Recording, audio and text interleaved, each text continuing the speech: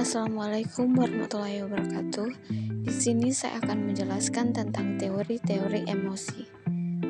Sebagaimana teori-teori emosi terbagi menjadi 5 teori. Oke, yang pertama teori James Lange. Teori James Lange menjelaskan bahwa emosi adalah hasil dari perubahan fisik dalam tubuh. Menurut James dan Lange, respon tubuh kita terhadap peristiwa emosional seperti detak jantung yang berpacu atau berkeringat, misalnya adalah yang membentuk pengalaman emosional kita.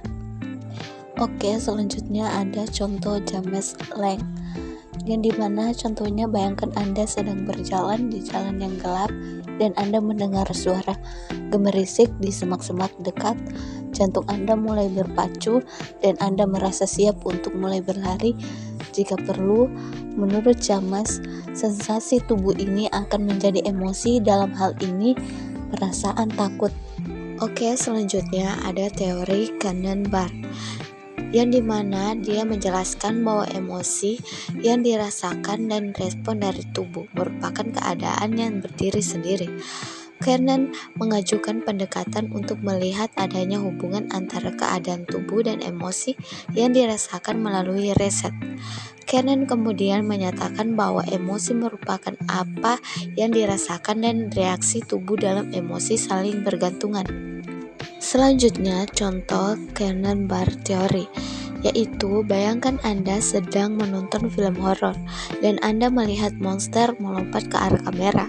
Menurut Cannon, informasi ini melihat dan mendengar menonton akan diteruskan ke talamus. Talamus kemudian akan menghasilkan respon emosional, merasa takut, dan respon fisiologis, detak jantung berpacu dan berkeringat misalnya. Oke, selanjutnya teori Sachter-Singer. Menurut teori Sachter-Singer, emosi adalah hasil dari 2 faktor. Yang pertama, proses fisik dalam tubuh seperti pengaktifan sistem saraf sistematik misalnya, yang oleh para peneliti disebut sebagai gairah fisiologis. Gerakan ini dapat mencakup hal-hal seperti jantung Anda mulai berolahraga, lebih cepat berkeringat, atau gemetar.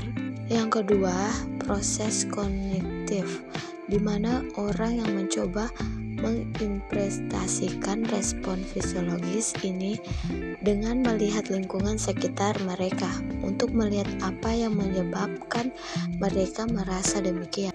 Selanjutnya, contoh Sachter-Singer teori, yaitu misalnya jika Anda melihat jantung Anda berdetak lebih cepat, Anda mungkin melihat sekeliling untuk melihat apa masalahnya. Jika Anda berada di sebuah pesta dengan teman-teman, Anda akan cenderung mengasosiasikan perasaan ini sebagai kebahagiaan.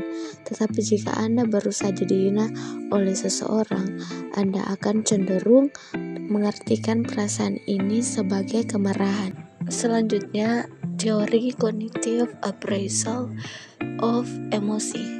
Teori kognitif emosi merupakan istilah umum untuk kelompok teori-teori emosi relatif baru yang memandang penafsiran kognitif dan penilaian stimuli emosi dari dalam dan luar tubuh sebagai peristiwa penting dalam emosi. Teori ini sering diakui sebagai teori tunggal, meskipun sejumlah penelitian berbeda selama beberapa tahun berkontribusi dalam beragam aspek dan pembaruan teori. Selanjutnya, emosi dan motivasi. Emosi dan motivasi merupakan keadaan atau gejala psikologi pada seseorang individu. Adanya emosi menyebabkan seseorang merasakan senang, sedih, cemburu, cinta, aman, takut, semangat, dan sebagainya. Sedangkan motivasi menyebabkan seseorang melakukan sesuatu dan bertahan dalam melakukannya, dan ditandai dengan timbulnya reaksi dan perasaan untuk mencapai tujuan. Emosi dan motivasi memiliki kaitan yang cukup erat sekali.